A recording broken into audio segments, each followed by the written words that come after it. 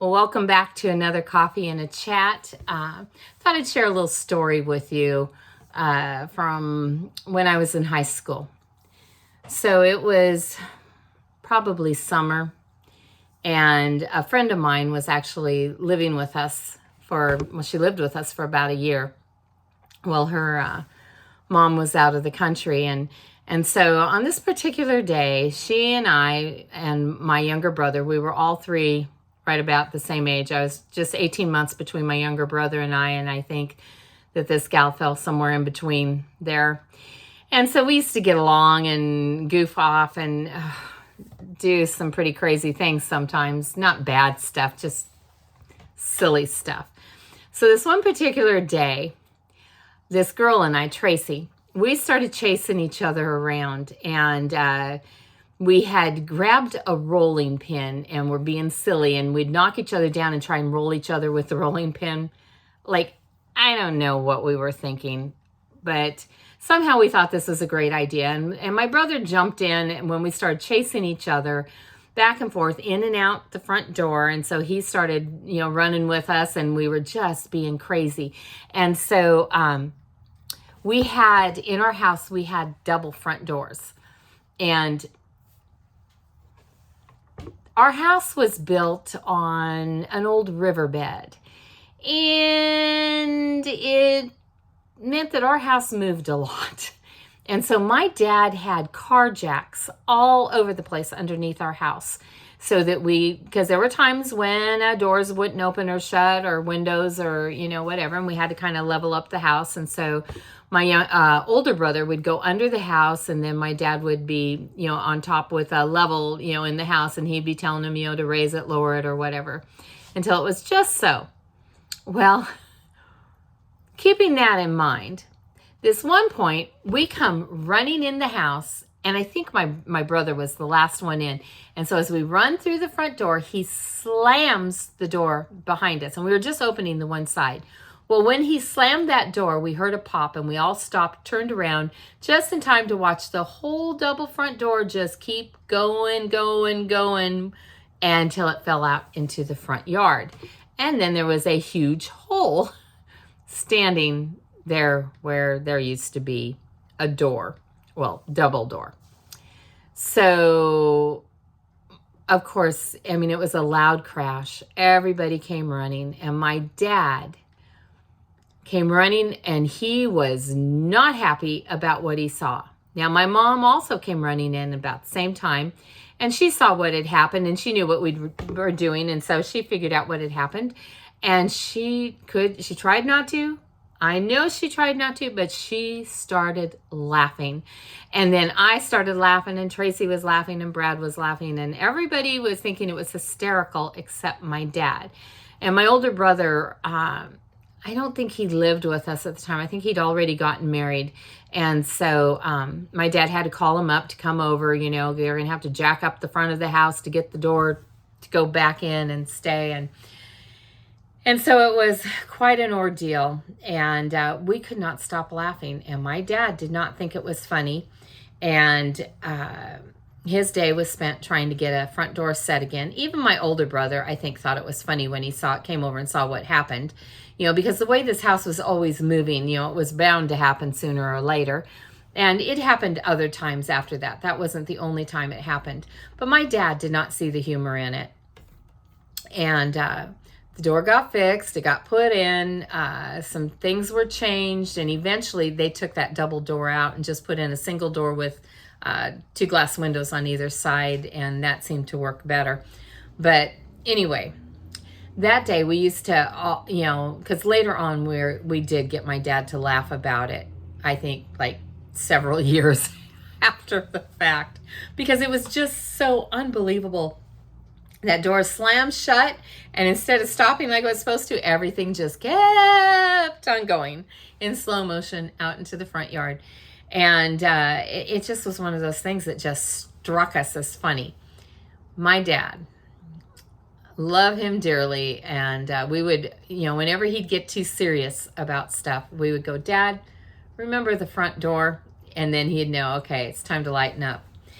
And I think that, my dad later shared, years down the road that, that was a lesson to him.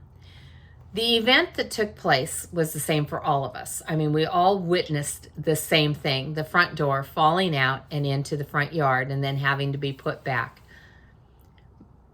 We all were involved with having to put the door back. My dad, he was more, giving us orders, but, everybody had their little thing they had to do until we got the door put back in and stuff,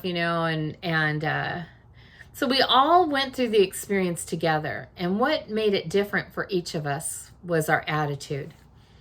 And my dad, I remember many years later, he was like, he goes, I'm so sorry for how my attitude was that day and how I reacted to that. He goes, God really convicted him about it. And he said, my takeaway was this, what I learned from that is that things are going to happen in life.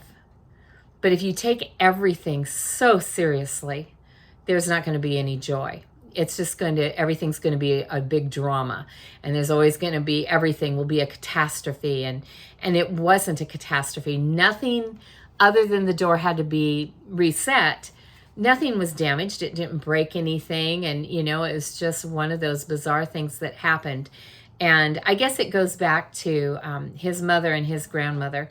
One of the things I learned from them, which I think I've shared with you guys several months ago, was that we can't always choose our circumstances, but we can choose our attitude in them. And my grandmother and my great-grandmother were amazing women that went through some really hard things. But what I'll always remember about both of them is how they chose to have a good attitude in whatever it was. I know that towards the end of my grandmother's life, she had to go to an assisted living home. It was a really nice place. It was run like a house, and they didn't have a lot of residents. I want to say maybe a dozen. I might be wrong. There might have been more. But everything was done. They could sit at the dinner table together as a family. They had one big living room where they could watch a big screen TV and all. And Grandma did not, I don't think she minded it when she first had to go there, but eventually, because she lived to be, 93, 94, something like that, she ended up being bedridden. And that was hard for her. And she had a couple of days that she had to kind of adjust her attitude. But then she accepted that this is where her life was now and that she would be grateful and thankful. And she wanted to still be usable to the Lord. My grandmother had been a missionary most of her life. She had worked with child evangelism. She loved the Lord. And she just wanted to still be useful to him. And so they had that was my dad's mom. In this same assisted living, my mother's father, who lived to be 96, he was in the same place. And he was the grumpy old guy. He was the one that had a bad attitude and was complaining all the time. But if they put him in his wheelchair and wheeled him in to my other grandma's room, she wasn't his wife, they were in-laws, but they didn't know that. They couldn't remember where they knew each other from by that point. But she would talk to him and cheer him up, and he'd be in a much better mood. And so the people that ran the home pretty soon were like, they figured out that my grandmother had a gift for helping the grumpies get out of the out of the old people.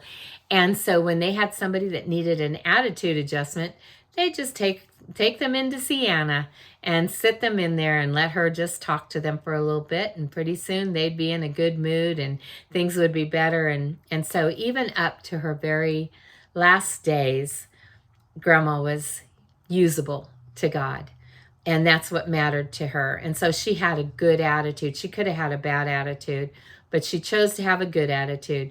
She would wake up in the morning, and she had a favorite male nurse, and he usually was the one that in the room when she would wake up, because that's the shift that he worked. And she would wake up, I was told, and she'd look at him and go, "Oh, you. Well, I guess I'm still here." Because she was hoping she'd wake up in heaven. And, she could have been bitter about that and tired, and I hate laying in bed and all, but she didn't complain. Instead, it'd be, well, maybe tomorrow. And one day, tomorrow came. And she did wake up in heaven. It's exactly how she went home. But the lesson that I think I take away from the front door in the front yard is also that same thing, and looking at my grandmother and my great-grandmother and the things they went through and how they chose to have a good attitude. They chose to be happy and find joy in it. I'm not always really good at that, but that's part of my heritage with these two women, and I want to be good at it. And the day that the front door landed in the front yard, I did see the humor in it. I tried not to because I was so worried that I was going to get in big time trouble, but I didn't. And I could not laugh. It was just so funny, bizarre funny, and it made you laugh to watch what happened. So I can take, like my dad, I can take things a little too seriously sometimes. I can take myself too seriously sometimes. And one of the things that I love about being married to Marvin is he makes me laugh. He helps me see the humor, no matter how difficult a situation may be, no matter what we're going through. He has a knack of making me laugh, and that we've got to find the joy. Even in the midst of the sorrow, there is joy. And it's all right here, if we will just choose to find it and choose to have that more joyous attitude. Why do I share this today? Because this afternoon, fixing lunch did not go the way I would have liked it to go, and it was very frustrating. I actually ended up cooking 3 different lunches before we got to one that was edible. It was one of those days. That did not make me happy. But my husband came, and as soon as he knew, could see how frustrated I was, and he put his arms around me and he prayed over me, and he asked God to give me his peace. And and when I found the hamburger patties in the freezer, he started, because he'd tasted at least one of the things I'd fixed before, and it was like, he's like, I'll eat it. And it was like, no, it's awful. And anyway, he started praising the Lord. Yeah, you've given her your peace. She found the hamburger patties. And I was like, I don't have peace yet because I've dirtied up so many dishes. I'm going to try and find something still clean so I can cook it up. And oh my goodness. But I had to come back to him later because and I told him, you do things right. And he goes, what do you mean I do them right? You didn't get mad at me today. You didn't get frustrated with me. You didn't start chewing me out and tell me that I had a stinky attitude and I needed to get it worked out. Instead, you just loved me. You put your arms around me. You prayed for me. You cracked a few jokes, got me to laugh. I am so grateful because Marvin helps me choose the right attitude. So I just thought I'd share that with you today, that whatever we go through in life, whatever's happening, whether it's a failed meal that fails and fails before it gets right, or a front door hitting the lawn, or being bedridden and our health not being what we want it to be, or waking up and I'm still here.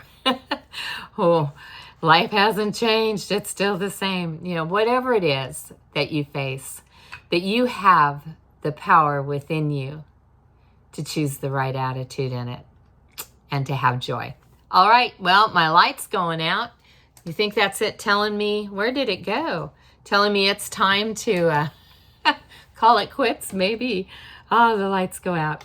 Well, I hope that you guys are having an awesome day, and that maybe this puts a little smile on your face today and gets you to think about things. I think that we lose our temper way too often and get frustrated and let things become a big drama when it's not necessary. And if I really have my eyes on Jesus like I'm supposed to, I'll have a better attitude, because how can I look at him and not have the right attitude? All right, you guys have an awesome day. I love you, and I'll talk to you tomorrow.